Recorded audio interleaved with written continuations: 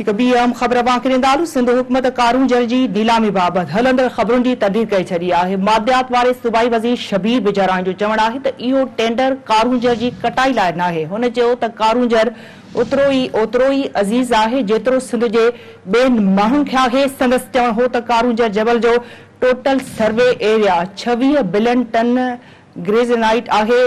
ही टेंडर रुगो 6.10 billion ton ग्रेज़नाइट लाइ आहे। अवां खे अपडेट कयूं पिया। सिंध हुकूमत कारूंजर जी नीलामी बाबति हलंदड़ ख़बरुनि जी तर्दीद कई छॾी आहे।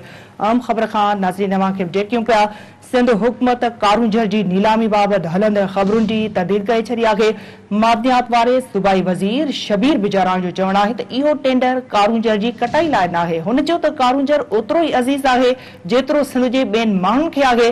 सिंध हुकूमत कारूंजर जी नीलामी बाबति हलंदड़ ख़बरुनि जी तर्दीद करे छॾी आहे। मादियात वारे सूबाई वज़ीर शबीर बिजाराणी जो चवणु आहे त इहो टेंडर कारूंजर जी कटाई लाइ नाहे। हुन चयो त कारूंजर ओतिरो ई अज़ीज़ आहे जेतिरो सिंध जे ॿियनि माण्हुनि खे आहे।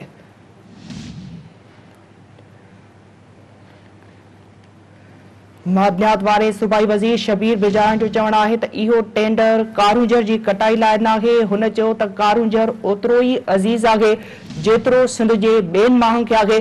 संदसि चवणु हो त कारूंजर जबल जो total survey area 26 billion ton granite आहे। ही टेंडर रुगो 6.10 बिलियन टन ग्रेनाइट लाइ आहे। हुन चयो त धरती जो पुट आहे। धरती जी सकाफ़त ऐं क़ौमी विरसे जी हिफ़ाज़त ॼाणे थो। संदसि चवणु त ही उहो इलाइक़ो आहे जिते कोयले जी खाण खोटण जी इजाज़त आहे। हुन इहो बि चयो त इहो टेंडर कारूंजर जबल लाइ नाहे जेको नंगर पार्कर में आहे।